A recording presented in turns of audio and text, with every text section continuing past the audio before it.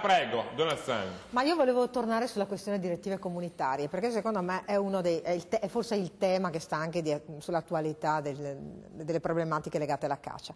La nostra regione dal 2002 applica la normativa comunitaria, la famosa direttiva 409 del 1979, quindi dal 1979, io sono nata nel 72, tanto per dare un ordine di grandezza. Da quell'epoca l'Europa prevede la possibilità di cacciare in deroga e nello specifico ci dice che cos'è la deroga e ci dice con un articolo preciso.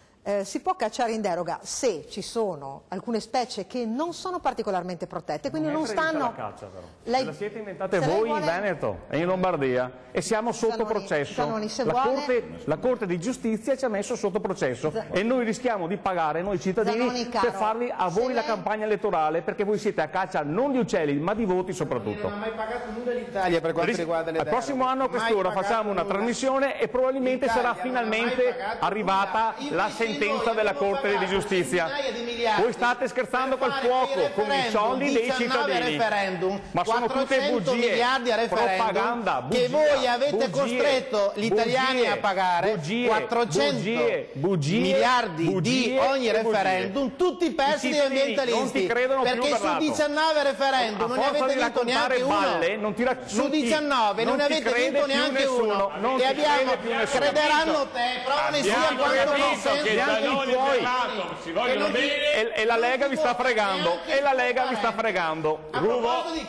Ruvo, no, la prego. Racconti siccome mai ti hanno buttato fuori dal WWF. E perché ti hanno buttato fuori dalla caccia pesca ambiente? Racconta perché ti hanno buttato fuori dalla caccia pesca ambiente. Vai, racconta. A me non mi ha buttato fuori perché ti hanno buttato fuori dalla caccia pesca ambiente? Raccontami come mai ti hanno buttato fuori dal WWF. E se c'è qualcuno del WWF... Vi prego, mi metto in mezzo così non si vedono, vi prego, così non si vedono.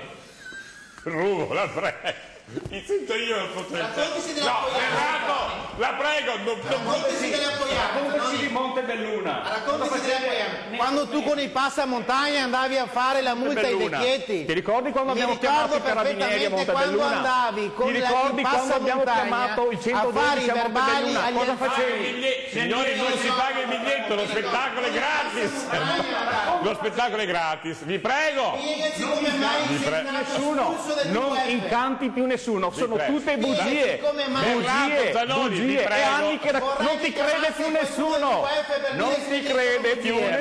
Raccontici della Poiana. Zanoni, vi prego di non parlare di Poiana, Montebelluna. Vi prego, adesso veramente o vi tacete o vi chiedo di uscire dallo studio, c'è un limite anche ai vostri battibecchi. Vediamo chi l'ha detto che non... Ma a me piaceva comunque questa cosa. Ma la spiego, ho la pubblicità. Ok. E al nostro onorevole Sergio, chi l'ha detto che noi cacciatori siamo contro la natura? È che noi siamo per degli interventi più mirati. Bellissimo.